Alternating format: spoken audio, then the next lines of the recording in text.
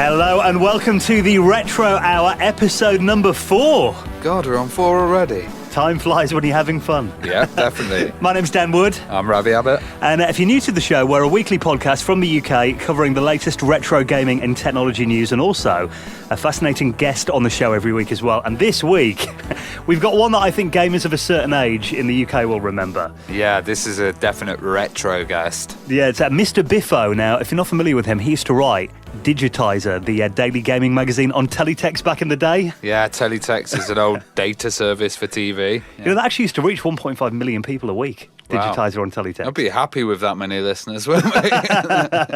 So, he's coming up in around 35, 40 minutes, and obviously he's going to have some really interesting stories about the, that kind of era of gaming and the reaction that the rest of the industry had to Digitiser. See, it was a bit, cheeky and cutting edge back in its day, wasn't it? Yeah, it's kind of like the Outcast, and I'd just like to say as well, thanks guys for all the lovely comments that we've been getting on all the social media and everything. Yeah, it's really good nice. reaction to the show so far. I think we might keep it going. Yeah.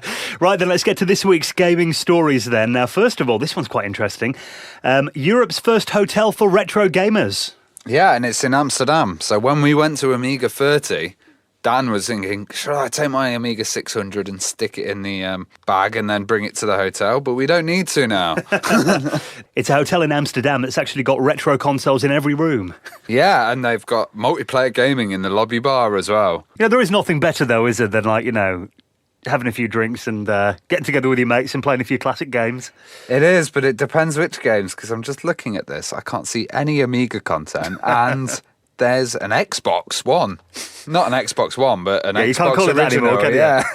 It's quite a unique spin on a hotel room, though, isn't it? Having this in every room as opposed to, normally you go to a hotel in a foreign country and you've got a TV in there, usually an old CRT, isn't it? With 4 channels, and they're all in a different language, and you don't That's really it, and they're locked, so you can't put anything in as well. I've always found that. I've always turned up to hotels with Raspberry Pis or weird devices, and then you have to put a code in on the hotel remote, and I can't use any of these things. I did that once a couple of years ago, actually. We took an Xbox 360 with a Kinect to a hotel, but they hook it up to the TV. But it was all the HDMI ports were custom ones and stuff. Yeah, so, it's a special hotel thing. So for freaks like us who bring Raspberry Pis and stuff to hotels, it saves the effort, doesn't it? Yeah, and they said they started with a outdoor FIFA contest. I don't know if that's FIFA 92 or... We'll pop a link in the show notes if you are planning a trip to Amsterdam. Could be one worth staying in. A bit closer to home, a big retro gaming market in London. Yeah, so this is different because this is a dedicated market just for retro gaming.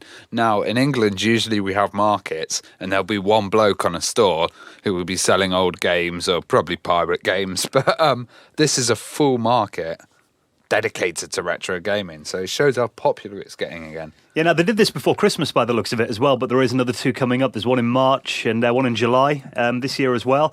Apparently you've got to pay a $5 to come in. But by the looks of it, it's basically, an entire market dedicated to retro gaming. So like you mentioned then, I've been to car boot sales and that kind of thing before. And look, what would you normally find on them? Maybe if you're lucky, a copy of FIFA on the PS2. Yeah, there'd probably be a family with a nicely kept Mega Drive 1 all boxed. And that would be about it. Every time I've never seen anything that old before, at car boots and that kind of thing these days. It's literally, all I ever see is PS2 stuff. Yeah, those days are gone. I think I picked up a Dreamcast for £2, which was quite good. But it's all CD based now. I think I saw an old in television or something one time, but it's too scared to take the plunge because it might not work. But I think because a lot of people know the value of them these days, don't they? So, they're more likely to stick them on eBay. But looking at this market, there's stuff like, Sega Saturn games there, Dreamcast. Well, it's a really good location as well. It's just outside UCL, which is University College of London, and Great Ormond Street Hospital. So it's bang in St Pancras, a real central place. This isn't like a suburban, edgy kind of, come out of London to go there. This is bang in the centre. It's great. And there has been a few of these happening around the country. There's one in Leeds that's quite regular now as well. Because I reckon they'll have some major, rare imports or, we'd spend a hell of a lot of bloody money there. But I think often at shows, though, you tend to get better prices than you would buying them online. Definitely. But then there's more stuff that you want. I think when you can see the stuff in front of you as well, the temptation's there, isn't it? Yeah, it's just no. Yeah, when there's you're online and I don't know, this is really weird. I do this all the time when I'm looking at things online.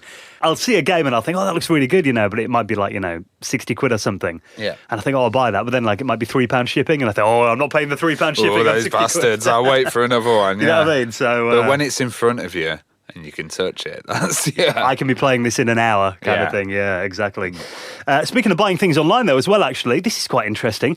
Atari Steam is now offering 100 retro games tweaked by new technology. Yes, tweaked by new technology means that they've got stuff like multiplayer options in games. So maybe multiplayer Centipede online or something. You can play Pong with your mate across the world now, yeah.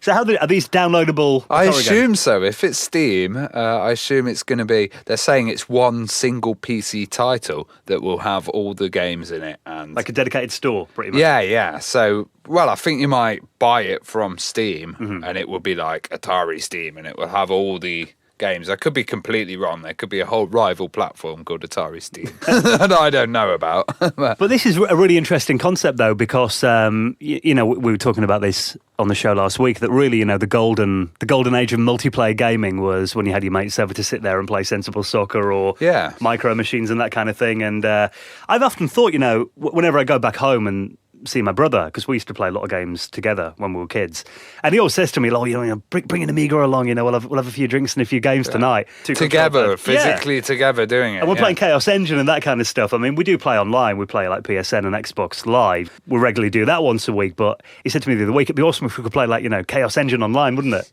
Well, that's the thing. I get a lot of my mates around and we'll be playing PC gaming, latest GTA, all of that stuff. But we'll be sitting individually with headsets on, talking to each other. But it would be like we're in a LAN or we're in a cafe or something. We're not gathered around one monitor, which is the kind of vibe that they're trying to bring back, I guess. It's obviously a different experience from sitting there with your mates on the couch, but I think often a lot of these old games haven't been updated to... Well, I think there's new aspects. Like, I never played two-player Lemmings. Mm-hmm. Like two Amiga mice. Yeah, that's amazing. Like, and I've never played Paint as well. Have you ever played two-player Paint? No. Oh my God. Just the amount of filthy stuff that can be drawn up. You out-filthy each other. It's really good. And you can erase the other person's drawings. And, So I'd like to see more platforms get this kind of treatment as well, so you can play those old games online again. That'd be awesome. That would be good. I sure there was this kind of way that you could play Amiga games online in a network. There is, yeah. I think you've got to do it in emulation. Is it for a proxy or? I think there is a platform you can download, and they've actually kind of hacked some of these games, so they'll work online. But you've got to run it in UAE at the moment on a PC. Yeah, it's all a bit built up yourself, isn't it? And DIY kind of. Yeah, it just gives you a way to play these old games again. With maybe your friends who have drifted off around the world, as they tend to do. Yeah, totally. And there's stuff like Syndicate, they originally had multiplayer features in Syndicate, but then they removed it for some crazy reason. I'd love to see games like that coming back with, mass multiplayer games. It would be great. Now, Sega, they're bringing out some classics again, aren't they? Yeah, on the 3DS, actually, which is quite good. Now, this is going to be 9 classic Sega games on one cartridge. I'm looking through here. Alter Beast. Oh. Which is a weird game, Alter Beast. It's got such a bad reputation these days. I think it's because so many people played so many crappy conversions. I'm not saying any names. Atari, Amiga. But the Mega Drive version was really good, though, wasn't it? Yeah. The Mega Drive was like the best, I think. It was. But I think I blame YouTube for it. Okay. Because there's that many YouTubers who rat on that game and say it's awful. Do you blame not Lazy Games Reviews? He's very nice about games. What's it? Angry Video Game now. Yeah, I think it's people of that ilk kind of, they'll do videos slagging it off, and then I think a lot of people, it kind of goes into the consciousness. So yeah, that's interesting, because you were saying that game or the flying game. Where did you learn to fly? Cybermorph on the Jaguar. Cybermorph, yeah. It's kind of had a tainted reputation because of AVGN's videos. Yeah, and I think Alter Beast has kind of got that rep now that it's considered a bad game. Whereas it wasn't back in the day. A lot of my mates are old Mega Drive fans, so you go Alter Beast and they'll be like, yeah. Mm-hmm. But I don't think that's the general reaction now. It's all... It's weird how that can happen, though, isn't it? Our reputation can change over time. There are some other good titles on here as well. The original Sonic the Hedgehog, obviously. Yeah. You've got to have that Power Drift as well. Galaxy Force 2, Thunderblade. Some of these are, I think, games that were probably bigger in Japan than they were here in the UK. Yeah, but it's good to have them all in one because, say, you wanted just Alter Beast and you get all these extras. And it's Which is kinda nice. $29 they're selling it for as well.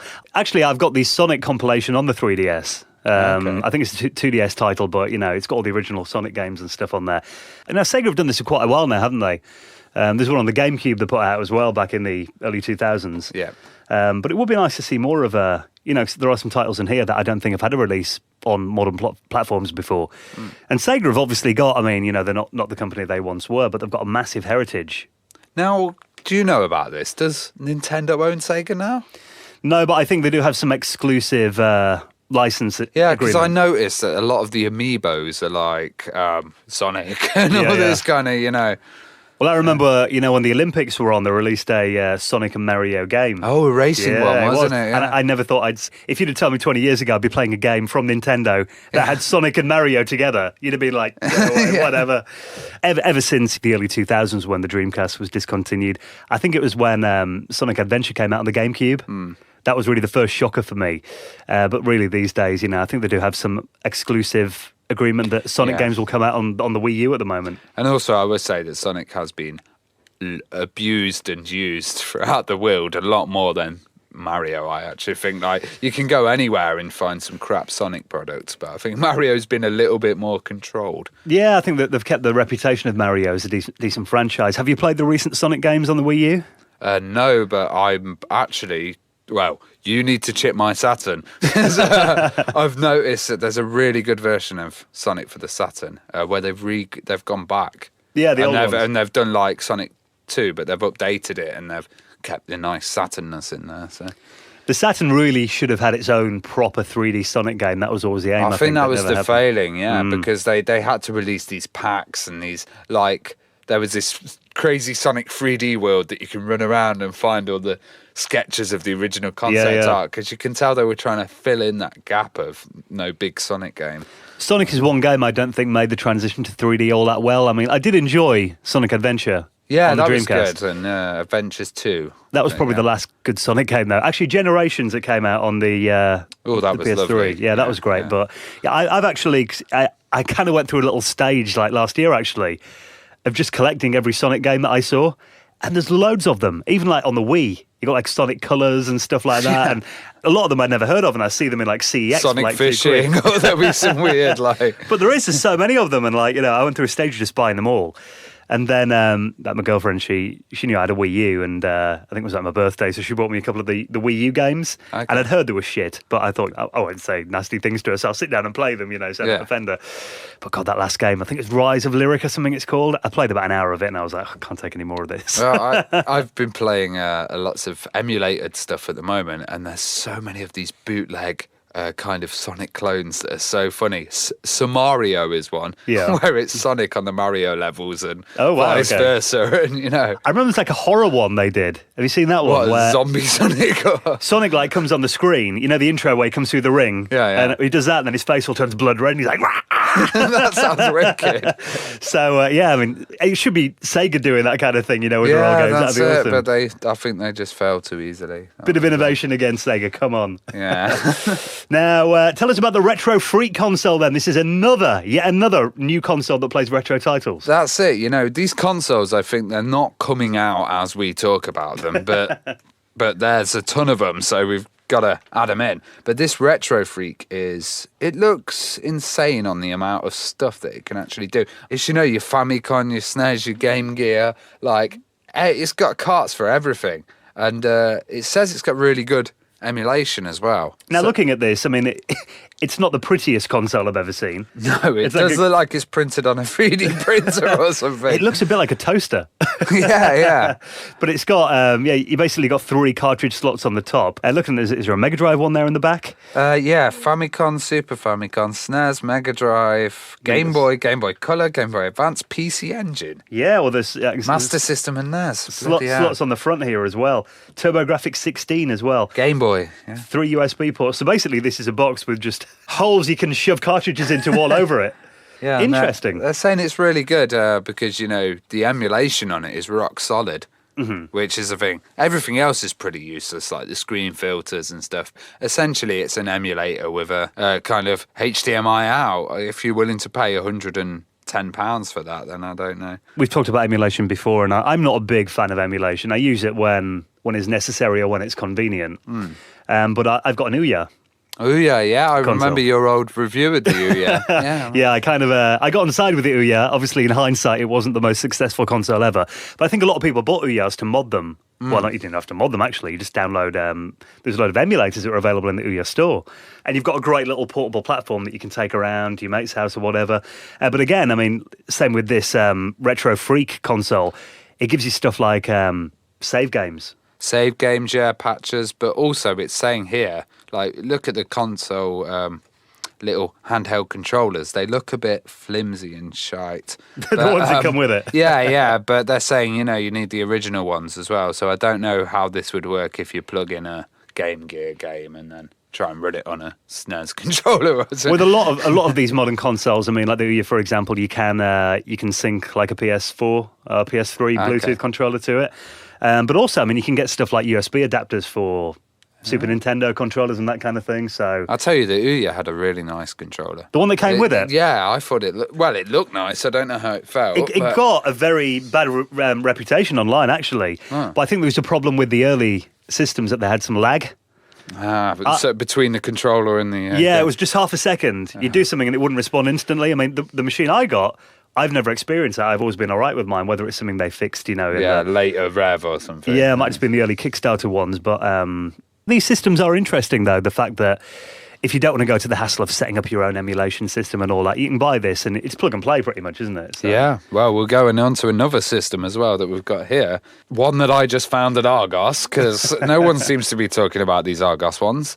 And this is a Sega portable console with 30 games. Now, this is kind of crazy. It says here, LCD player plays 30 of Sega's 8-bit favourites, including all the Sonic games.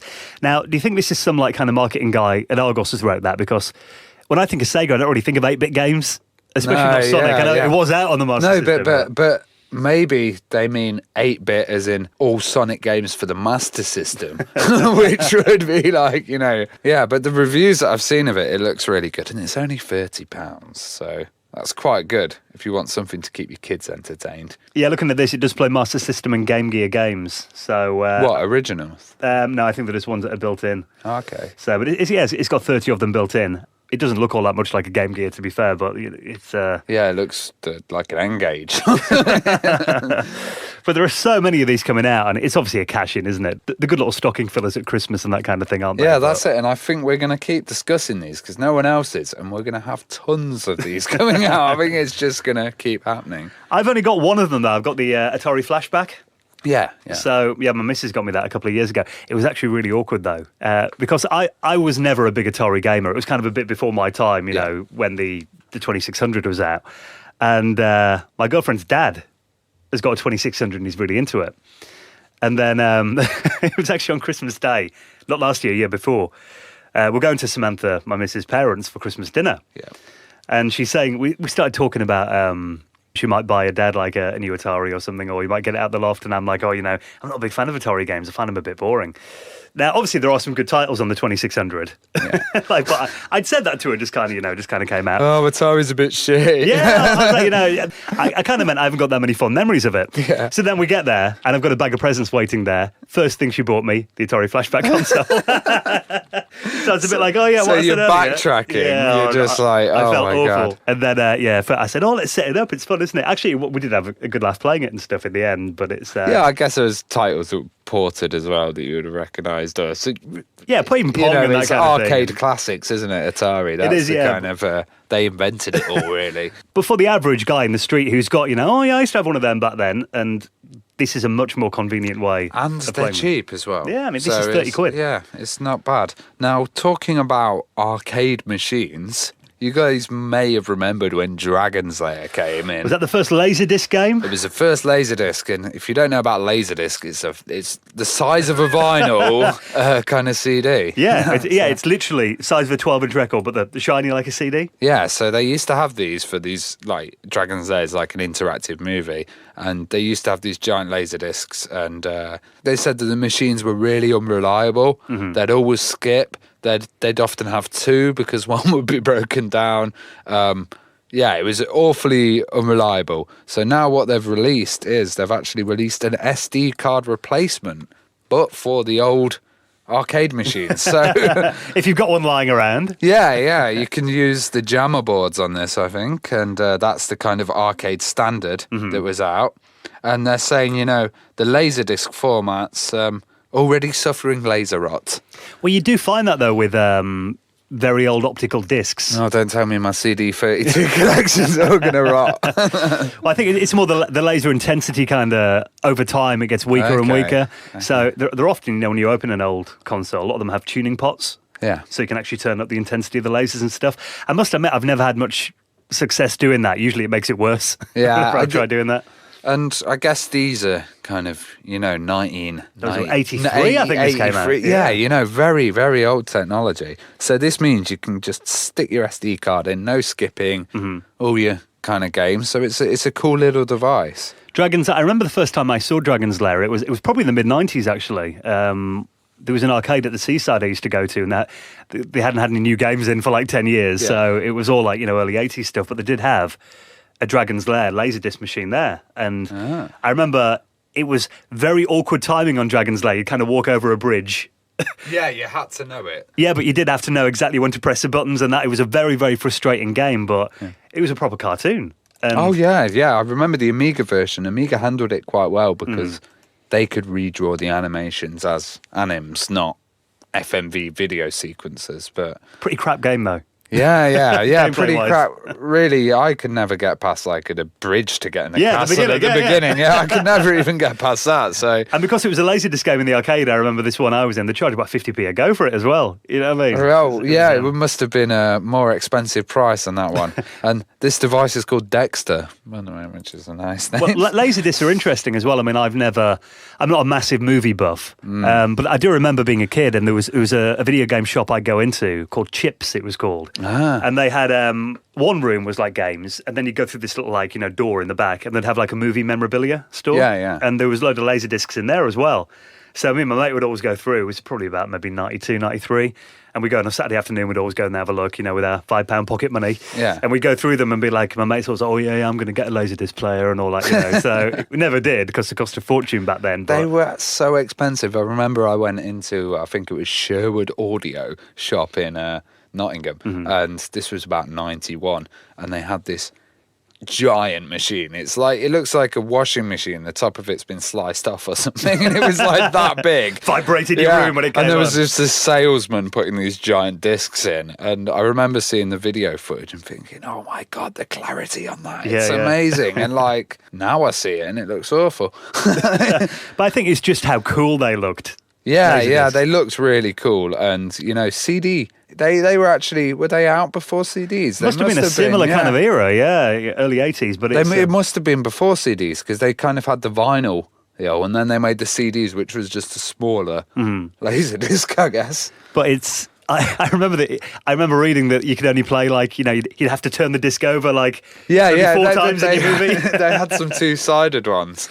or you had a double disc set. Yeah, they were two-sided. Every half an hour you're getting up to turn the disc over. Yeah. So I think there was a couple of different standards of Laserdiscs. So later on they had interactive menus and behind the scenes and stuff like that, but at the first it was just we could hardly fit anything on it. And probably the really posh guys had a laser display that could automatically turn them around or something. Yeah, it had quite a long life as well. I think in recent years it's actually got a bit more of a cult following again. Yeah, I noticed a lot of people making YouTube videos, my Laserdisc collection, and I just like to watch it because they do look like beautiful pieces. They're not like scrappy VHSs. Yeah.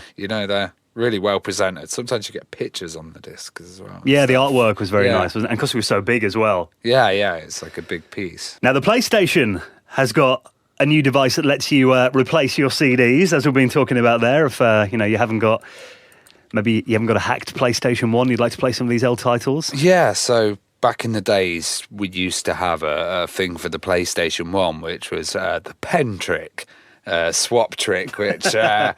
was kind of every British school kid would do this, and they'd just stick a biro pen into the push down button, and then with a sequence of moving the discs you could play a backup. But I reckon that probably wrecks your laser. But you had to do it fast as well, didn't you? Yeah, yank it out. And this is an actual way that you can load SD cards, yet again, through the PSIO interface on the back. And looking at it here, it's got quite a nice menu as well. So you download the images off the internet, plug it in the back of your machine, and then you can have all your games loaded onto an SD card. It means you can do both as well. So there was one for the Dreamcast where you had to totally cut off the lines for the CD drive. But this one you can actually choose CD-ROM or ISO. You haven't got to mod your system. Yeah. So that it doesn't cripple it at all. See, I've got a PS1 and I've been looking around for mod chips for it recently because I thought there are some games I'd like to play that are a bit hard to find these days, but this sounds like a much better solution. Yeah, it's good. It says it's got the ability to save games progress as well, and you can play music through it, other than MP3 because it can't handle MP3. So, yeah, it looks really good, and I think there's built-in cheat system and stuff. It's beta testing right now, but I imagine they're going to be releasing it and taking pre-orders for that very soon. Also, I mean, there is another one that we've just been reading about here, the Phoebe, which is for the Sega Saturn. That's the CD drive replacement for that. Ah, that's good. That's really good, actually, because I've just got a Saturn. You have, actually. You bought a Saturn in the winter revival show we went to. Retro Lords, I think it was, retrolords.com. You only got one game with it, though, didn't you? Yeah. Rayman, yeah, the original, but there's so many I want to play on that. So I modded my Saturn last year, and I'm gonna mod yours as well. The Saturn's a great platform. It's very underrated, I think, but the games are quite hard to track down these days. So having a device like this, well, the good thing about it is I got the RGB SCART, so I can plug it straight into one of my old monitors, and then you've got beautiful colours and beautiful images. So. Yeah, I've got one as well. And I hook it up to my old Philips CRT screen. Nice. Yeah, and the games are gorgeous on that. I was playing the other day? Hexen. Remember the old first-person shooter? Yeah, because actually the Saturn's a weird period, because it's like Dreamcast, all 3D. Saturn, 2D, really high-end 2D, some 3D early stuff. I think they had Tomb Raider and stuff like that. The Saturn itself, though, like you said, it was that awkward period. It was designed as a 2D system originally.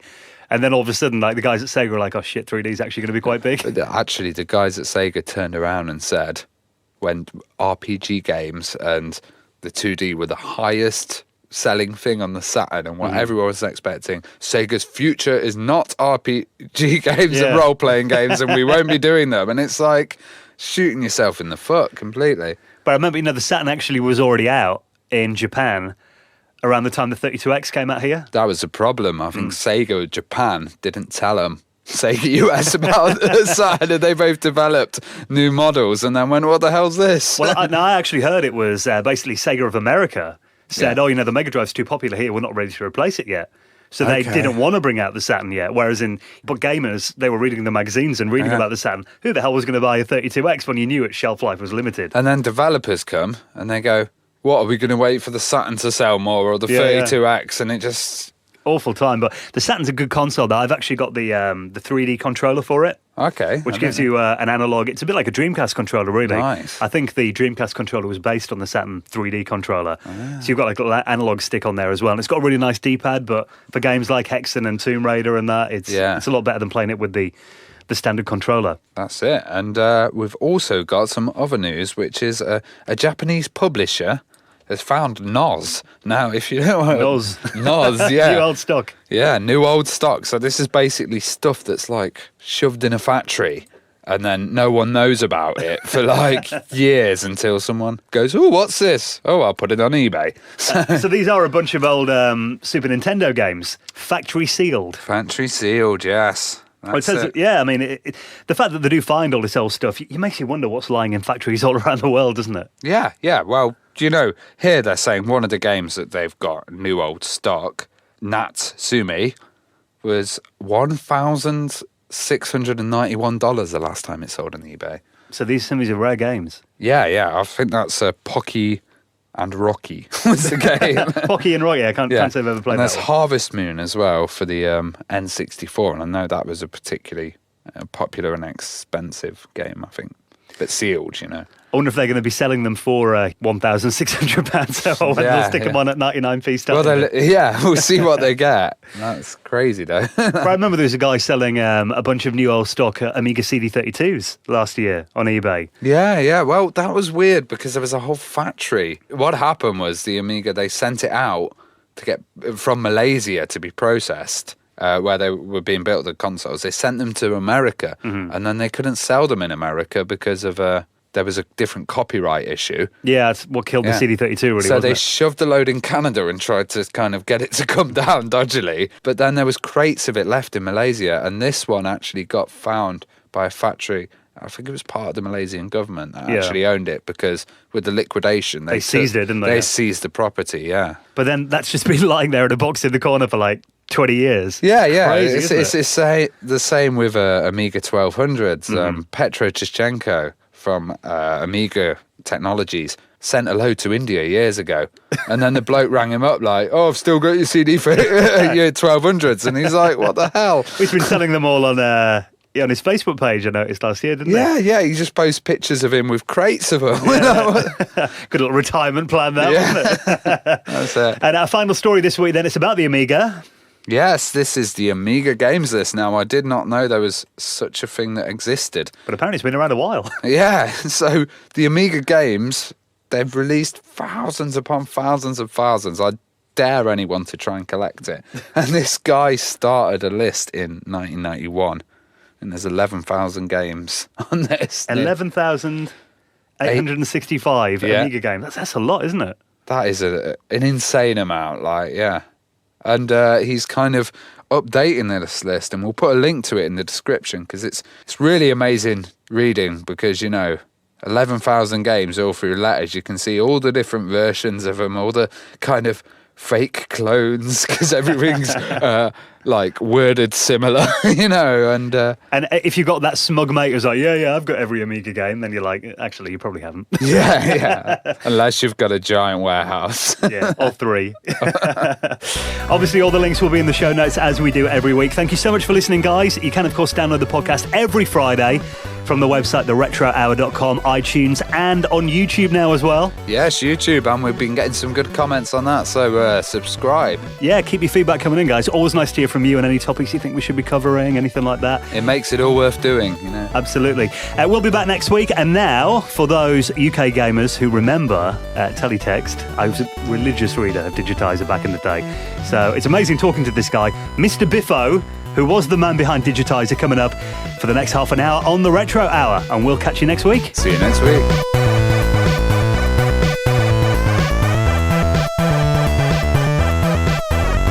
Paul Rose, aka Mr Biffo.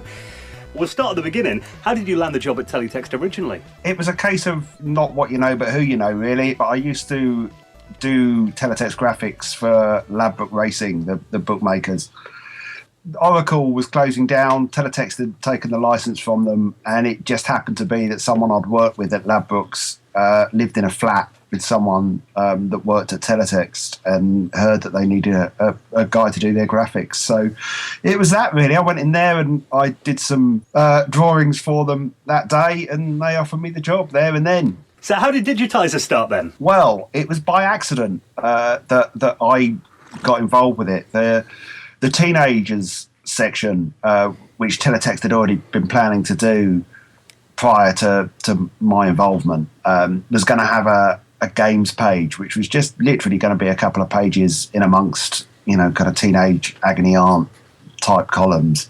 And I happened to say to the editor, you need to expand this into a full-blown section. It was around the time of sort of Sonic 2 coming out. Games were clearly getting bigger than ever, and I said there's enough material there potentially, and enough news and whatnot to fill out a section. And he basically said, right, fine, you can write it then, with the guy that was already writing the games page for the teenage section, which was called Generator.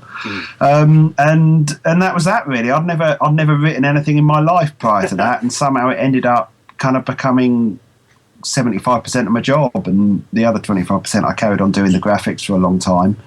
And that was that, really. You had to learn journalism on the go then? Pretty much, yeah. I mean, I'd always, as a kid, I'd enjoyed English and writing stories and things at school, and but in terms of actually being a journalist, I never thought that was something that was going to happen. But fortunately, Tim Moore, who I co-wrote Digi with in the early days, he was a proper journalist, and it had kind of the best part of 10 years experience under his belt. So I kind of learned by copying him. And I think the two things that came together, it was his style of writing and my kind of slightly weird sense of humour, which gave Digi its flavour. Well, that's the one thing everyone remembers Digi for. I mean, even all the characters you had as well. Like, I remember the man with the long chin. Oh, yes. The fat sow as well, the furious pig. Well, she was just an attempt to... I mean, a lot of the time with her, we weren't particularly angry about the things that she used to rant about, but every time we put up a rant by Fat Sal, our post bag would go through the roof because people would kind of write in to complain about what she had to say. So it was a way of generating post. It was really unique, though, at the time. And where did the idea for characters and that kind of, the humour of that, where did that come from? It was a mixture of the fact that I could do graphics, so that felt like kind of a natural extension of my job. And then on top of that, Tim and we were just trying to make each other laugh. So I'd come up with a stupid character and write some text to go with it, and Tim would refine the text, and that's what it became. Really, it was purely Tim and I entertaining ourselves and trying to one up each other in terms of who could make the other one laugh the most.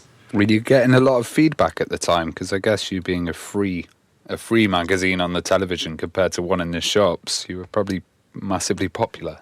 Yeah. I mean, fairly early on, it became apparent that there were a lot of people reading. I mean, we used to get this is back in the day before email, so literally every day you're going to get close to 100 letters at points, kind of proper physical mail that people had taken the time to write.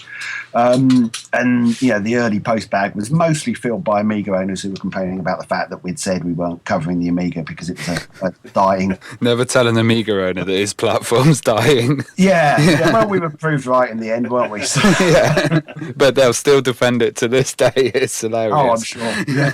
Were you much of a gamer yourself then?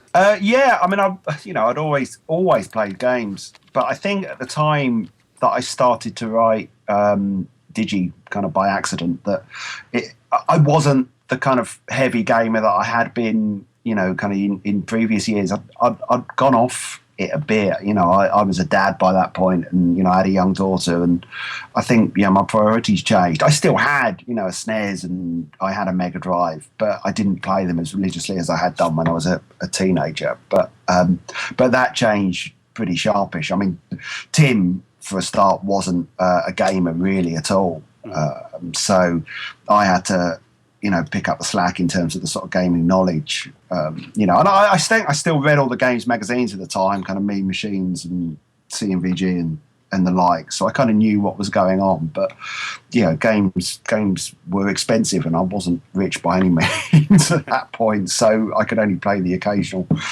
one that I could afford. And then you got free games, I imagine, when Digitiser came out.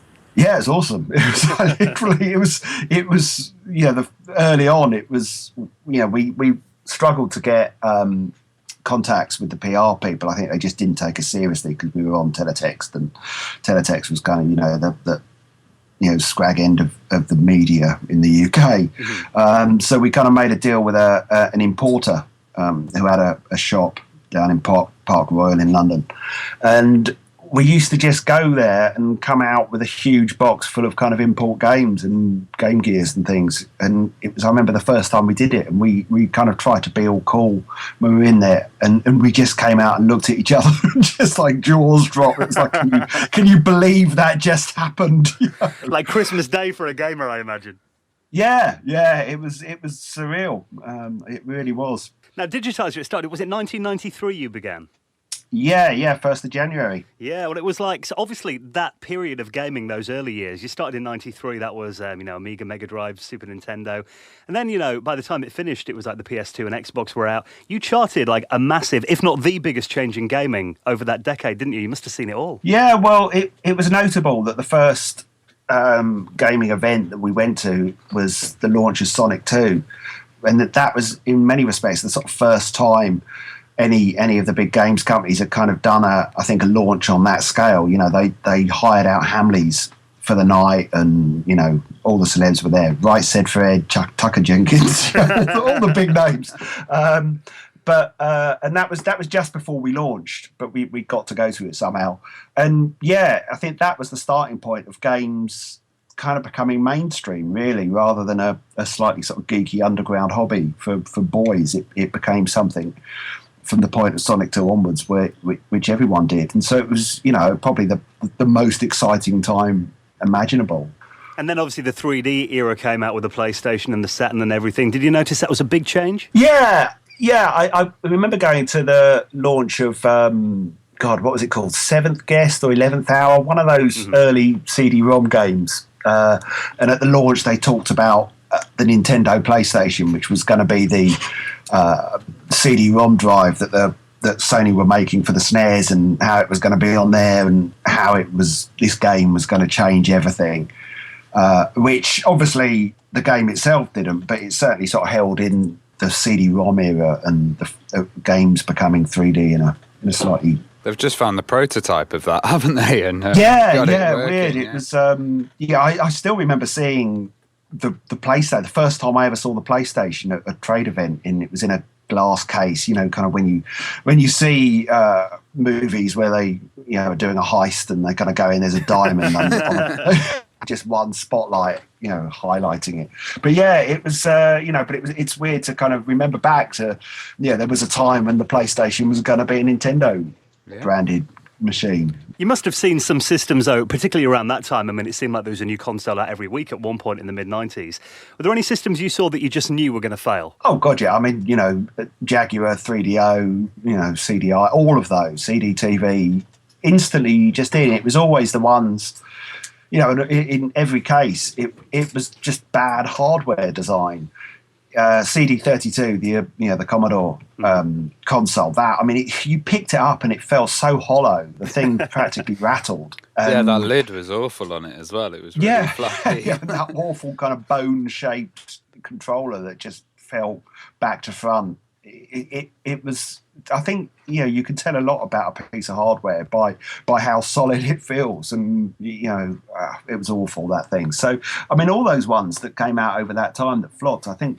You could sort of say it's a chicken and egg thing. I mean, Digi was quite influential back in its day, but all of them we kind of called out as flops pretty much from day one. So I don't know if we contributed to it happening at all. But were you actually at the UK launch of the Jag? Were you? Yeah. Well, I say that. I do remember the relaunch of the Jag where they hired out Madame Tussauds. It was the London Planetarium and did a big presentation where they were going to showcase all these new games that were going to turn the Jaguar around, and people would stop laughing at it, and they showed these games off in the planetarium, and literally the audience burst into laughter kind of half these games they appear on screen, and people. I felt really bad for Atari. It was humiliating. For Jaguar stuff looking angrily at the audience. Oh God, yeah. No, they absolutely were. I mean, I remember their PR guy afterwards. His face. I mean, he was red in the face and just scowling.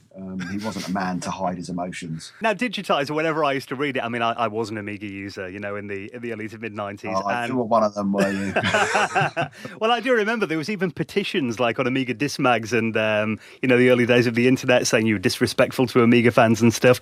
Did you intentionally try and piss off fanboys? Yeah, I make no bones about it. It was,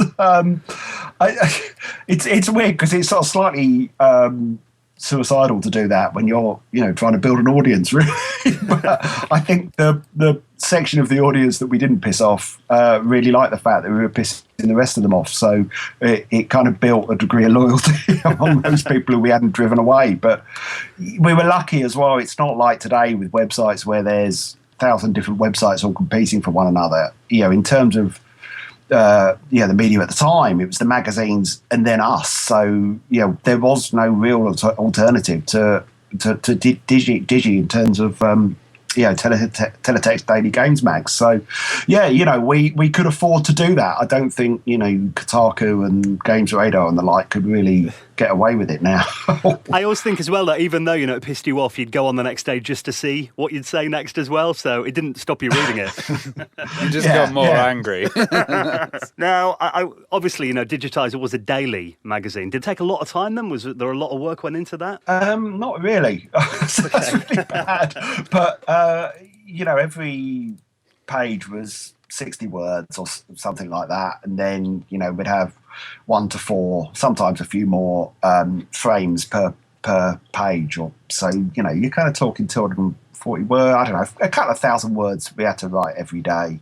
And it wasn't difficult. I mean, towards the end, when I was writing it on my own, and I went freelance. I wasn't working at Teletext headquarters. I was working from home. It was. I hesitate to say money from old road because I did enjoy doing it, and I think Digi was good in its own way. But it was a job that I was able to do alongside doing the graphics for Teletext as well. What was the other gaming press's reaction to Digi, or how did they treat you guys? Well, it was weird because Future, what do they publish? All sort of Amiga Power, Amiga format, yeah. Edge and the like. They loved us. And then EMAP, who published CMVG and Mean Machines, absolutely hated us. And I never quite worked out why. But the second that they started kind of printing things about us, which were not terribly favourable, of course, we could retaliate, and we could retaliate daily because they could only retaliate once a month. So they came to regret it. You've got 31 jabs in the time they've got one in. Exactly, yeah. Now, at the time, you were reaching 1.5 million people a week, I've read, at your peak. That was at the peak, yeah. I mean, it didn't stay that high. It went down to about 500,000. And then we went down even further. But yeah, we certainly, it was crazy. Did you know how popular it was then when you were working on it? No, not really. We were sort of doing it in a bubble. It wasn't like now, you kind of get, with a website, you kind of can see your hits in real time and, see what the stats are. You get comments in real time. Back then, I think I think it was probably once a fortnight or something like that we got the viewing statistics through. And although we got a kind of lot of physical post and mail come through, I don't know, it wasn't that kind of sort of direct feedback that you get now with the internet. So there wasn't the sense of 1.5 million people out there reading us. There weren't message boards that people were discussing us on. It was just as far as we knew, it was the same kind of, I don't know, dozen people writing to us every day.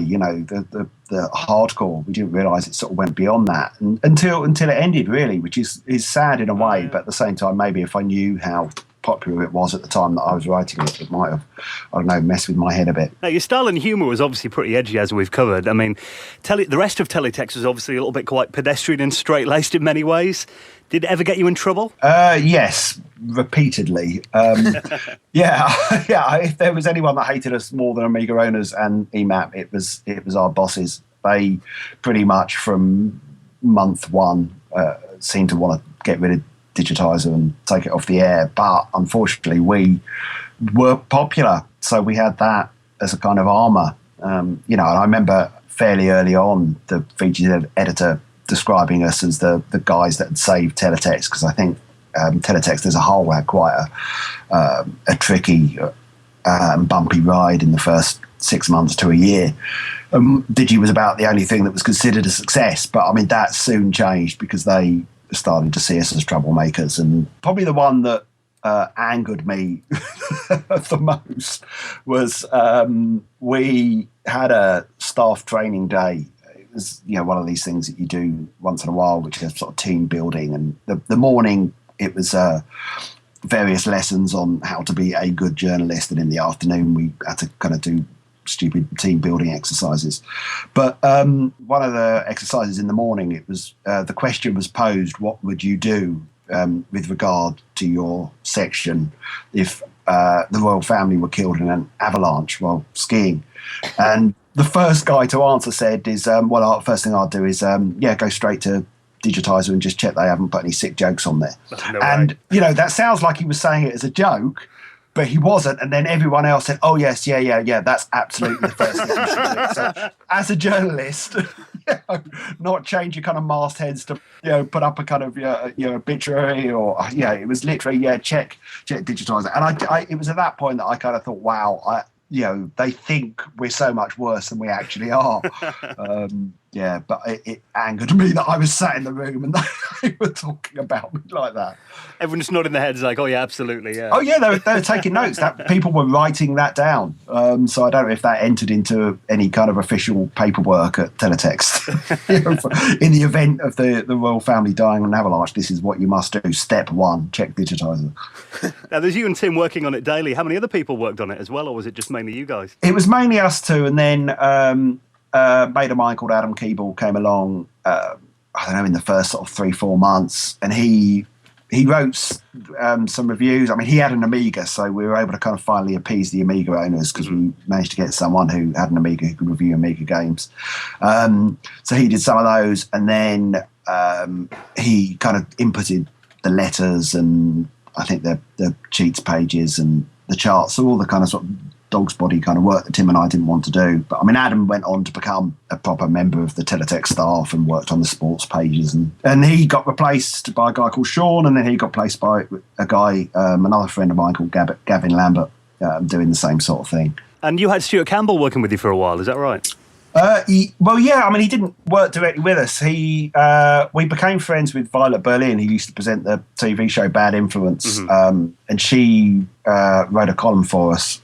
And then that went down well, so we suggested to the bosses that we kind of have other columnists, and Stuart Campbell was suggested to us by Violet. So he didn't work in-house, but would send his column in once a month. So and then Tony Mott, who was the editor of Edge, wrote a column for us for a time, and I think a couple of other people who were a bit more short-lived. I always remember, though, Stuart, that he would be one of the main guys that would always slag the Amiga off, which is kind of ironic because he was the editor of Amiga Power before that, wasn't he? Yeah. Oh, yeah. I mean, I think Stuart just liked upsetting people. So, full stop. Was it Insincere Dave? Was he like a parody of Fanboys? I don't know, really, what Insincere Dave, whether he was a parody of Fanboys. It was more, I think, the kind of gushing CMVG type news reporting that you get, where everything was kind of exclamation marks and fantastic, and it was magazines such as the kind of official Sega magazine and Nintendo magazine system and all those official ones that could never report anything bad. I think that's where Insincere Dave came from. Now, obviously, you were very honest about everything as well, whereas a lot of the the more polished magazines that you get on the high street, they often, you kind of felt like they played the games companies a little bit to keep in favour with them. Was there any instances where you actually really pissed off anyone in the games industry? Most of them. At one point or another, we had some that were fans, but they didn't kind of any of them go out their way to build a relationship with us. So we had carte blanche to say what we liked, really. We pissed off Sony relatively early on because they weren't sending us review copies. So we name-checked their PR guy on screen, which we nearly got fired over. No way. But it got us the review copies that we were after, so that was good. I remember this is a story I've told many times, but the head of PR at IDOS, who did Tomb Raider, we saw him at a trade show. The first thing he asked us was whether we liked his bag, and it was like, it's fine.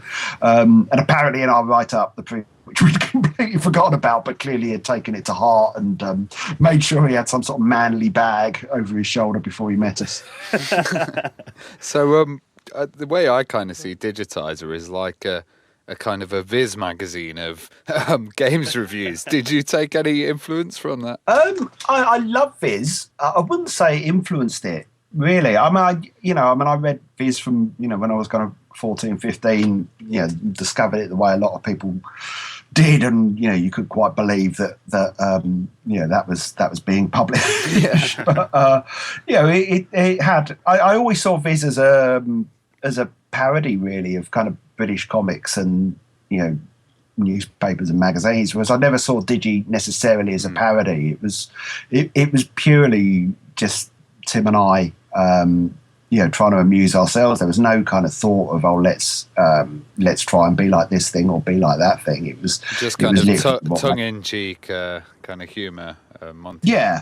Now, obviously, gaming back then, around that era, did kind of get a lot of mainstream attention. You mentioned Bad Influence before, Games Master on TV and Digitiser on mainstream TV. That kind of phased out in later years, though, didn't it, when all the TV programmes kind of went off air as well? Do you think the internet was to blame for that? I don't know, really, whether you can blame it on the internet or just... my experience, I think, of people who work in TV is that not a lot of them, certainly at higher levels, play video games. So I think they don't quite get it and don't quite get the culture around it, which certainly now, while they don't get it, they are clearly terrified of it at the same time and terrified of the rise of YouTubers and the like and see it as a threat, which you would think that they'd try and make friends with it and try and cover it a bit more. But now it kind of doesn't matter, does it, really? Because we have got the internet. Whether the internet was responsible for killing that TV gaming dream or not, there's so much choice online that we don't need the BBC to produce a game show. Although I believe BBC Scotland are bringing back video guidance. So really? Rab Florence. It kind of blows my mind a bit that gaming is bigger now than it's ever been. And, you've got 1,000 channels on Sky and there isn't really a regular gaming programme on mainstream TV. Well, they dropped Games Master when it was amazingly popular in favour for Hollyoaks, which has never really got to success. Yeah. Now, how did Tim leave then? What was the story with that? Well, I think for a long time they'd seen Tim and I as, we were bad news together. So there came a time when Teletext was trying to launch its website. They were trying to get me more heavily involved in the graphics and design side of things again. And I think they saw that I didn't want that. I wanted to carry on writing Digi and working with Tim, because it was more fun than sitting and faffing around with Photoshop. So there came a time in 1996, early 96, where Tim, who had been on a freelance contract, I was on a permanent contract, but Tim was told that he was going to have to start working from home. So it felt like it was the first sort of step towards them splitting us up. Mm-hmm. And then I was off on paternity leave for a week and got a call from Tim, and it turns out that he'd run a story on our gossip pages, which were hosted by Gossie the dog, about Dave Perry's company. Dave Perry being a famous journalist who appeared on Games Master and Games World wearing a bandana. Perry had complained to Teletext saying it was all untrue, that Tim had got this tip-off from someone. And Dave Perry complained, Tim was fired while I was off. Wow. And it sort of shows you how much they kind of wanted to split us up and how much they wanted rid of Tim. I think they saw Tim as a bit of a bad influence on me, which wasn't the case at all. We were as bad as each other. But the fact is that they fired him before kind of checking out the story. Rule number one with journalism is you stand by your stories, because if you kind of admit culpability, you open it up for someone to be able to sue you. So, but they didn't care. They just wanted rid of him. So he was gone. And, it's telling that they also waited until I was off, so they couldn't fire me at the same time, because I think I was considered valuable in terms of my graphics work. But ironically, Tim leaving led to me taking on Digitiser full time and eventually leaving Teletext as well to work on it at home. Now, in the later years of Digitiser, you went down to, was it like 3 days a week at one point, wasn't it? Yeah, that was when Teletext were really trying to kill it. I don't know why they didn't just axe it and why they tried to, kick the life out of it gradually. It was very strange. But they kind of cut all the humour, cut it down to 3 days a week, cut my salary in half, and blamed it all on 9/11. Which was an interesting. How did they tie that together then? Well, because Teletext, most of the advertising that it got was from through travel companies, and of course the travel industry took a hit in the wake of 9/11. So they used that as an excuse to kind of cut down my salary, and the only way they could cut my salary was to reduce the amount of updates, although absurdly it didn't actually reduce the amount of content. But also in that, because of the terrorists, of course, Digitiser had to stop being funny, or in their words, stop being not funny. So, I don't know, you work out the logic. Was that a bit heartbreaking, was it, having to do it like straight-laced after you'd done it a certain way? It was, and in some respects I probably should have just quit there and then, but, I had a mortgage and kids to feed. So I just thought, well, okay, take the money and run. So I carried on doing it for another 9-10 months, during which time the letters of complaint didn't stop, and eventually they had to go back on what they'd previously said, which was wonderful, and makes me sound like Alan Partridge, because it is a classic kind of needless to say, I had the last laugh. It was really strange, the kind of media reaction with gaming in 9/11. I remember there were so many games cancelled because they had flying themes in them, or it was gut reaction, wasn't it? And it was a real harsh one as well. Yeah, I think the whole world went a bit mad at the time, just generally, and there was some... Yeah, I think people used it a lot to kind of get away with some peculiar behaviour. Yeah. So when did you know that Digitiser was all over then? It was after they asked me to make it daily again and bring the characters back. I got a call one day from Gavin, who was the guy he still worked at Teletext, the guy doing the letters pages and the cheats pages. And he said, I don't want to scare you, but I think they're about to fire you and axe Digitiser. And I was like, oh God, and that was my first thought, was here we go again, because there've been so many threats like this over the years. And even though people have complained, I just thought, they so hate it that, they've always been looking for an excuse. So I kind of hung up from him, and then literally less than a minute later, the guy who'd previously demanded that it be taken down to 3 days a week rang me up and said, we'd like you to come in for a meeting. So I said, okay, yep, fine, set the date for the meeting. I hung up from him, and I just thought, no, I really can't do this again. I rang him straight back and said, actually, I quit. I don't want to do it anymore. And he was like, oh, right. Oh, actually, we were going to ask you to expand the section, and we were going to give you a pay rise. No way. But in some respects, the time was right. I'd ended on a high, and it was, in terms of if you want to look at it as kind of movie screenplay type structure, the third act, and we'd had the happy ending, so it couldn't go on forever. Speaking of going out on a high, though, I've actually got the graphic up in front of me here. Your final screen, the end. Turn of the Worm. Now, for those who haven't seen it, it's basically a purple worm. So it's a purple worm, and then next to it, there's kind of a white splodge next to it. It's him being sick. Is that right? That's right. That's exactly what he is. You should probably explain that Turn of the Worm was the kids' cartoon character that I drew for Teletext for 10 years. How did you get away with that? Yeah, I still don't know. Yeah, I still don't know. It was, I think, just in my last week, they just figured, oh, to hell with it. Let's just he's going. What's the point of having any more battles with him?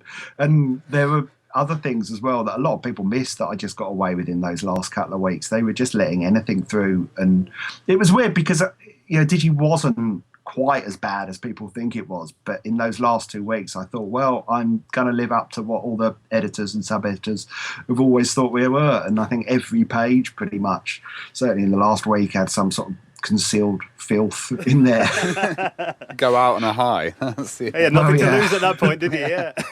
So how did you feel after Digi had finished then? Was it kind of must have been a bit of a shock to the system after working on it for 10 years? Yeah, it was, I think. I in all honesty, I think I just felt a bit adrift. It was weird. I thought, I wouldn't miss it, but and I kind of didn't, but I think I missed having that structure. I mean, I was fortunate in that, because now I write TV shows, and that had started to take off at the time that I was coming to the end of Digitiser. So I had that to keep me busy, but it doesn't have the same structure as Digi used to, where I'd kind of wake up in the morning and do it for an hour and, 5 days a week. And I think I slightly missed that, which is why partly as well I kind of then ended up writing a column for Edge magazine for 5-6 years, something like that, just to kind of keep my hand in with the game stuff. It must be quite heartwarming how fondly it's remembered by British gamers, though. Yeah. I mean, it seems to be by a certain sort of hardcore who still seem to remember it. And I mean, it seems to be that people who remember it loved it. So yeah, it's I kind of accept I'll probably never do another thing in my life that will be as loved in the way that Digitiser was, and would had that impact. It was my Sergeant Pepper. Tell us about Digitiser 2000 then. Well, that came back similarly in the way that Digitiser happened by accident. It happened by accident. I wasn't intending to bring Digi back, but I was missing writing about games. I was missing writing something for myself. I mean, I write a lot of TV shows, but, in doing that, there are a lot of notes and you're trying to please producers and, other people. So I wanted something that was for me.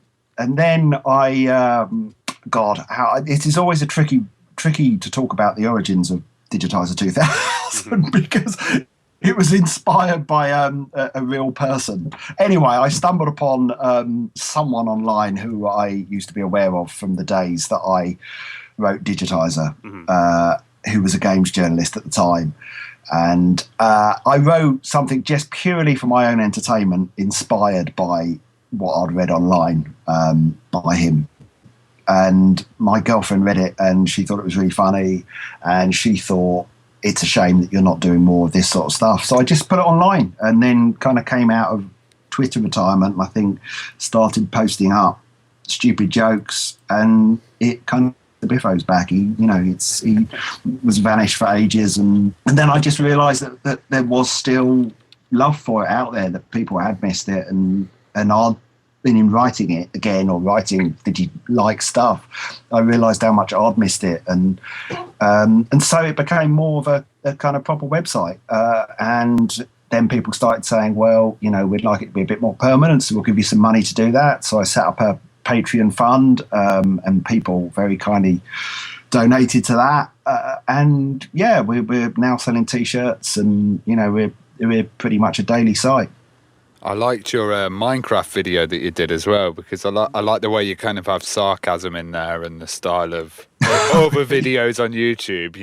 It's good. I've neglected our YouTube site for a month and a half or so, but I'm intending to this week get some new videos up on there. I've really enjoyed doing them. I wasn't quite sure what they should be because Digi never had video content, so I wasn't quite sure how to translate our style into videos, but it's getting there. It's what's the word, work in progress. Do you find it's very different writing for the internet compared to teletext? I have to watch myself because I do have a tendency to ramble on and things get a bit too long sometimes. I know that because I enjoy doing it and I love writing, so I have to remember that online people like things to be in bite-sized chunks. Mm-hmm. I say I have to remember that. I never do. Everything I write on there is far too long, and I'm not selling it at all to your listeners.